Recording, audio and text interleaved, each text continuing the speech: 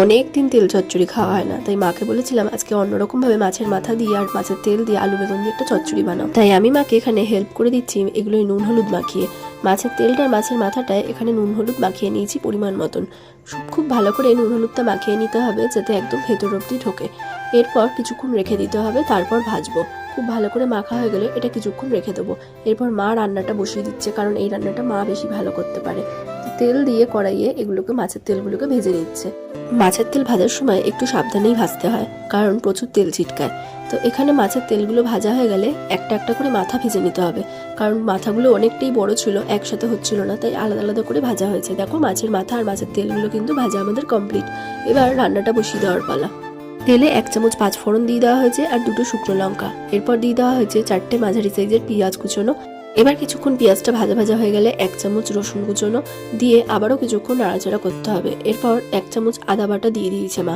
এরপর মশলাটাকে একটু ভালো করে কষাতে হবে। তারপর একটু পেঁয়াজটা ভাজা ভাজা হয়ে গেলেই এখানে দিয়ে দিতে হবে কেটে রাখা আলুগুলো। এরপর কিছুক্ষণ কিন্তু নাড়াচাড়া করতে হবে। একটু হালকা ভাজা হয়ে গেলে এখানে দিয়ে দেবো এবার কেটে রাখা বেগুনগুলো দিয়ে আবারও কিছুক্ষণ ভালো করে রান্না করতে হবে। এরপর কিছুক্ষণ নাড়াচাড়া করা হয়ে গেলে এখানে দিয়ে দিতে হবে মশলাগুলো। পরিমাণ মতো নুন দিয়ে দেওয়া হয়েছে। এরপর হলুদ গুঁড়ো দিয়ে দেওয়া হয়েছে 1.5 চামচ। আবারও কিছুক্ষণ ভালো করে কষাতে হবে রান্নাটা। এরপর কিছুক্ষণ কষানো হয়ে গেলেই দিয়ে দিতে হবে এখানে কিছুটা ছিঁড়ে রাখা কাঁচা লঙ্কা, একটা টমেটো কুচোনো দিয়ে ভালো করে মশলাটা কষাতে হবে। ভালোভাবে কষানোর পর দিয়ে দিতে হবে এখানে 3.5 চামচ লঙ্কা গুঁড়ো। এই রান্নাটা একটু ঝালঝালি ভালো লাগে, তো এখানে লঙ্কা গুঁড়োটা দিয়ে আবারও কিছুক্ষণ কষানোর পর একটু তেল ছেড়ে দিলেই এবার কিন্তু মাছের মাথা আর মাছের তেলগুলো দিয়ে দিতে হবে। মাছের মাথা আর মাছের তেলটা দিয়ে এখানে খুব সামান্য জল ইউজ করতে হবে। জল এই রান্নাটাতে ইউজই করা যায় না বললেই চলে, খুবই সামান্য দেওয়া হয়েছে যাতে একটু আলুটা সেদ্ধ হয়। এরপর ঢাকা দিয়ে দিতে হবে। একটু আলুটা সেদ্ধ হয়ে গেলেই এখানে মাছের মাথাগুলোকে ভেঙে দিতে হবে খুন্তির সাহায্যে। যেহেতু আমাদের আগে থেকে কাটা ছিল না, তাই এখানে খুন্তির সাহায্যে মা ভেঙে দিয়েছে।